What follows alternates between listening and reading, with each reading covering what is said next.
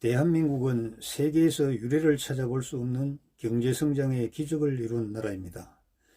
6.25 전쟁 직후인 1953년에 66달러에 불과했던 대한민국의 1인당 연간 GDP가 2014년에는 27,964달러로 62년 만에 424배나 증가했고 2018년에는 36,600달러를 돌파하였으니 기적이라고 표현하는 것이 지나친 것은 아닐 것입니다. 참 흥미로운 조사 결과가 하나 있습니다. 1964년도에 경희대학교 총장 조영식 박사님께서 경희대학생 1000명을 대상으로 미래 대한민국에 대한 예상과 비교하면은 지금의 대한민국의 발전은 그 시대 사람들이 도저히 상상하지 못했던 수준입니다. 도표를 한번 보시겠습니다. 1999년도는 경희대학교 개교 50주년이 되는 해입니다. 이때 대한민국의 1인당 국민소득이 얼마나 될까를 설문을 했는데 이 설문 연도는 1964년도입니다. 28%의 학생이 300달러 될 것이라고 답을 했습니다. 가장 많은 수치입니다. 25%는 200달러, 25%는 100달러일 것이라고 이렇게 대답을 했죠. 그런데 1999년도의 실제 국민소득은 9,544달러입니다. 1위 예측치인 300달러의 31.8배를 달성한 것이죠. 1964년도 설문 당시에는 120달러였는데 이때와 비교하면 79.5배가 늘어난 것입니다. 그러면 개교 100주년이 되는 2049년에는 어떨까요? 무려 38%의 학생이 800달러가 될 것이라고 대답을 했습니다. 1위입니다. 35%가 500달러가 될 것이다. 2위입니다. 25%의 학생이 1000달러가 될 것이라고 이렇게 답을 하였습니다. 2014년도에 28,739달러를 돌파를 했습니다. 300달러의 95.7배를 달성하였고요. 1964년의 120달러와 비교하면 239.4배나 달성하였습니다. 그런데 1964년도에 말입니다. 25세라고 가정을 하면은 1999년도에는 60세가 될 것이고 2049년이 되면 약 110세. 그러니까 그때 설문조사에 참여했던 대학생들은 지금 현재 2020년 현재 모두가 살아있는 그 나이입니다. 이제 60이 되었거나 말거나 하는 그런 나이죠. 지금 살고 있는 우리들이 그 당시에 이렇게 예측을 했다는 겁니다. 정말 대단한 기록이 아닐 수가 없습니다. 이와 같은 기적의 경제성장은 국민들의 삶 속에 존재했던 보릿고개, 춘궁기, 굶주림, 가난으로 상징되는 지긋지긋한 절대빈곤과 관련한 절박한 단어들을 기억 속에서 지워버리게 하였습니다. 절대빈곤의 무거운 짐을 지고 질곡의 삶을 살아야 했던 분들이 아직도 많이 생존해 있는 상황에서 가난과 관련한 절박한 단어들이 사라지고 국어 사전에서나 그 의미를 겨우 가늠해 볼 수 있는 나라가 되었으니 다행 중 정말 큰 다행이 아닐 수가 없습니다. 세계가 기적의 경제 성장이라고 괄목상대하는 대한민국은 경제력을 바탕으로 복지제도를 통하여 과거와 같은 절대 빈곤자는 없다고 하지만 실제로 돌아보면 가난한 사람들이 많습니다. 이것을 어떻게 설명해야 할까요? 2016년 4월 22일입니다. 박근혜 대통령이 주재한 국가전략회의에서 현행 복지제도를 그대로 둘 경우 복지 재원이 증가하여 시행 중인 사회복지제도의 지속 가능성에 강한 의문이 제기되고 있는 상황이므로 정부의 재정 지출을 지속 가능한 선으로 유지하고 10개 분야 재정 개혁 과제를 선정하고 직접 모니터링한다고 발표하였지만 정부의 재정 지출을 줄이기 위한 고육책일 뿐이지 가난한 사람들을 가난에서 탈출시킬 방법은 아니었습니다. 빈부격차를 비롯한 경제적 불평등 문제는 나라의 최대 현안 문제로 부상하였습니다. 정치인들은 재산을 많이 가진 사람들로부터 세금을 더 많이 걷어서 가난한 사람들에게 나누어주는 부자 증세나 나라 돈의 씀씀이를 조정하면 가능하다는 증세 없는 복지를 비롯하여 나름대로 다양한 해법을 제시하고 있지만 어느 한쪽의 강한 반대가 예상되는 민감한 사안이기 때문에 논란 속에 머물고 있었습니다. 이미 환호와 실패가 반복되고 있는 서구 선진국의 복지 관련 정책을 세밀한 연구나 아무런 보완책이 없이 유권자의 인기를 의식한 정치적인 고려에 몰입되어 전면적으로 시행한다면 득보다 실이 더 많을 것임은 분명해 보입니다. 경제적 불평등 해소는 동서고금을 막론하고 민감한 문제로서 그 해결책도 매우 다양하게 제시되었습니다. 2015년 노벨 경제학상을 수상한 프린스턴 대학의 앵거스 스튜어트 디턴 교수는 불평등이 경제 성장의 원동력이라고 하는 주장을 하였습니다. 과연 불평등이 경제 성장을 가능하게 할 원동력이었는지에 대해서는 학자들 사이에 찬반 논의가 가열되고 있지만 1970년대 초반까지만 해도 한국보다 GDP가 높았던 북한이 오늘날 대한민국보다 훨씬 낮은 수준으로 세계에서 가장 빈곤한 나라 중에 하나가 된 사례로 설명하고 있습니다. 2013년 기준으로 북한의 국민 1인당 GDP는 621달러에 머물고 있는데 비해 대한민국의 국민 1인당 GDP는 25,993달러로 북한의 41.8배에 달하는데 그 이유는 북한이 다른 사회주의 국가들처럼 평등주의의 함정에 빠진 결과이지만 대한민국은 평등주의에 빠지지 않고 빈곤에서 탈출하려고 노력한 결과라고 분석하면서 경제적 불평등의 문제는 부의 분배를 통해 해결되는 것이 아니라고 하였습니다. 부자를 미움의 대상으로 보는 부자에 대한 배아픔이 아니라 부자에 대한 부러움이 가난을 벗을 수 있는 원동력이 된다고 설명하여 불균등이 경제를 발전시킨다는 좌승희 KDI 국제정책대학원 초빙 교수의 주장과 일맥상통하는 면이 있음을 볼 수가 있습니다. 이런 관점에서 본다면 적당한 불평등이 경제 성장의 동력을 이끌어가는 중요한 인센티브였다는 주장은 설득력을 얻을 수 있지만 기적적인 경제 성장을 이룩하여 세계인들의 주목을 받고 있는 대한민국에서 가난으로 고통받는 사람들이 많은 것은 어떻게 설명해야 하겠습니까? 소득 불평등의 정도를 표시하는 지니계수를 보더라도 계층 간의 소득 불평등이 심각한 수준이어서 이대로 방치하면 안 된다는 것을 누구라도 쉽게 알 수 있습니다. 그동안 복지 차원의 국가 예산이 크게 늘어났지만 빈곤을 완전히 해소하지 못하였으며 앞으로 빈곤을 완전히 해소하기 위해서 얼마의 예산이 추가되어야 하는지 그 예산을 만들기 위해 경제 성장률과 세율은 몇 %를 유지해야 하는지 구체적인 사항에 대해서 답을 쉽게 내놓기 어려운 상황입니다. 디터 교수는 아직도 빈곤의 수용소에 허덕이는 많은 사람들을 탈출시키기 위해서는 이미 빈곤의 탈출에 성공한 기득권층과 정부와 정치권이 현명하게 고민해야 한다며 그 책임을 이미 빈곤에 탈출한 기득권층과 정부와 정치권에게 전가했습니다. 그러나 빈곤의 수용소에서 끌어내기 위해서는 예산이 필요합니다.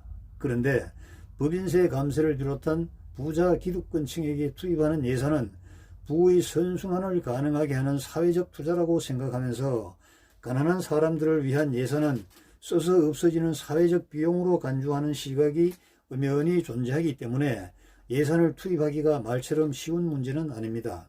그러면 어떻게 해야 할까요? 경제적 불평등의 정도가 더욱 심화되어 부자가 되려고 노력하는 동력마저 상실한 사람들에게는 어떻게 하는 것이 타당할까요? 이들에게 부자를 미워하지 말고 부러워하면서 빈곤을 탈출할 원동력을 찾으라고 한다면 흔쾌히 동의할 수 있겠습니까?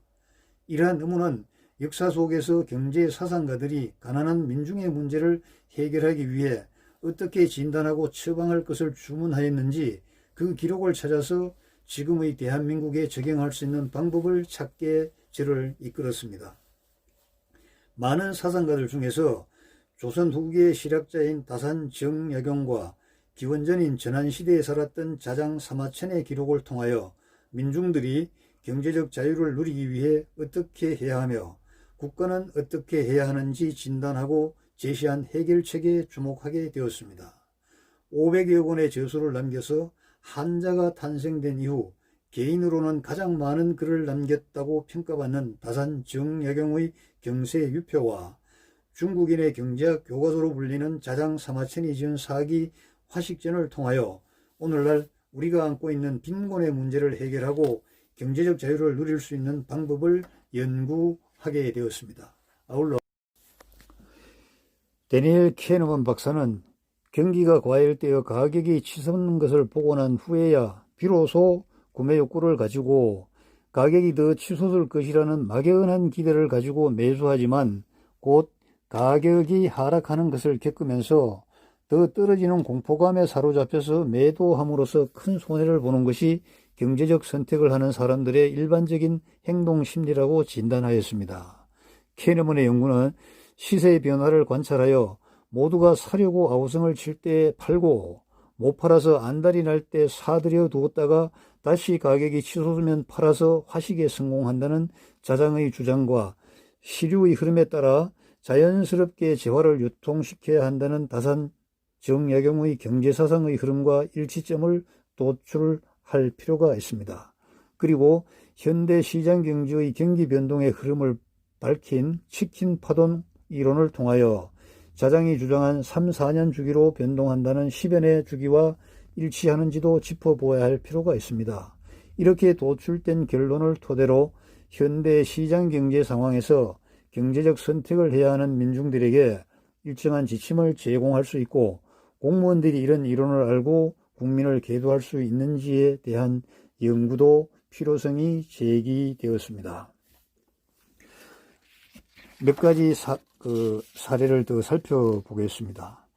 경희대학교 학생들의 미래 예측 결과는 중앙일보에 보도된 내용입니다. 그리고 1955년도에 UN 한국재건위원회 인도 대표 맨온이라는 사람은 대한민국을 가리켜 쓰레기통에서 피는 장미꽃이다. 그래서 희망이 없는 나라라고 하였습니다. 그리고 국민 1인당 GDP는 코시스와 그리고 조선일보 보도 등을 인용을 하였습니다. OECD에서는 2015년 11월 14일 날 우리나라 노인의 상대적 빈곤율은 굉장히 열악합니다. 49.6%인데 호주, 멕시코, 이스라엘, 스위스 또 이런 나라에 비해서도 우리가 빈곤율이 훨씬 높습니다. 또 상위 10%와 하위 10%의 격차가 우리나라는 10.1배, 영국은 10.5배, 프랑스 7.4배, 독일 6.6배 등으로 나타났습니다.